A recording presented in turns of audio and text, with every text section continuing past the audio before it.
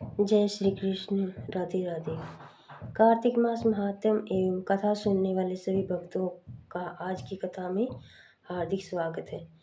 भगवान श्री कृष्ण और राधा रानी की कृपा आप और आपके परिवार पर सदैव बनी रहे। दोस्तों, आज हम सुनने वाले हैं कार्तिक महात्म का 14वां अध्याय। आगे की कथा में नारद जी से कहा, हे राजन, उस भक्तिमान त्रिलोक के स्वामी दैत्येंद्र जलंधर ने विधिवत हमारी पूजा की और हंसकर हाथ जोड़कर स्नेहपूर्वक वह बोला, हे देवऋषि, आप इस समय कहाँ से आ रहे हैं? आपने कहाँ क्या देखा?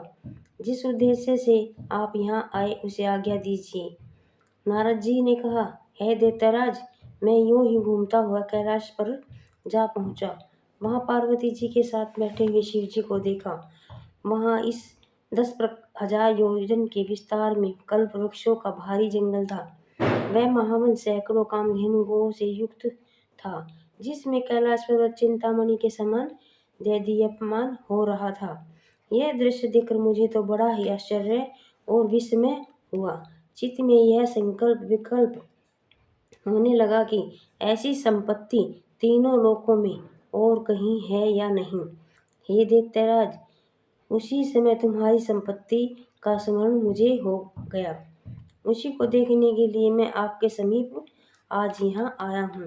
स्त्री के बिना तुम्हारी यह संपत्ति देखकर भी मैं इसी निष्कर्ष पर हूँ कि महादेवी जी के अतिरिक्त कोई दूसरा त्रिलोक में सर्वशक्तिशाली नहीं है। यद्यपि तुम्हारे वंश में अनेक अप्सराएं तथा नाग कन्याएं हैं, तथापि उनमें कोई भी पार्वती की भांति रूपवती नहीं है। प्राचीन काल में जब पार्वती के सौंदर्य रूपी समुद्र में डूबकर ब्रह्मा जी का भी वीर्यपात हो गया था, तब भला उनके सौंदर्य की उपमा किससे दी जा सकेगी?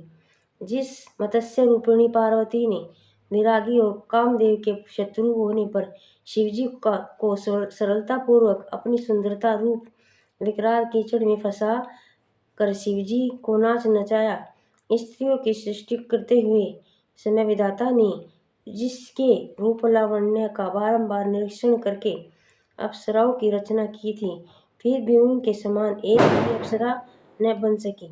अतः स्त्री रूपी रत्न भोग करने वाले शिवजी की वह समृद्धि सर्वश्रेष्ठ है। हे दैत्यराज, सब रत्नों के स्वामी होने पर भी तुम्हारे पास स्वयं समृद्धि नहीं, ऐसा कहकर वह उससे परामर्श करके मेरे लौट आने के बाद वह पार्वती के रूप का वर्णन सुनकर काम ज्वर से पीड़ित हो गया।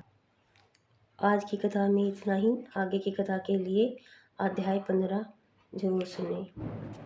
जय श्री कृष्ण। राधे राधे।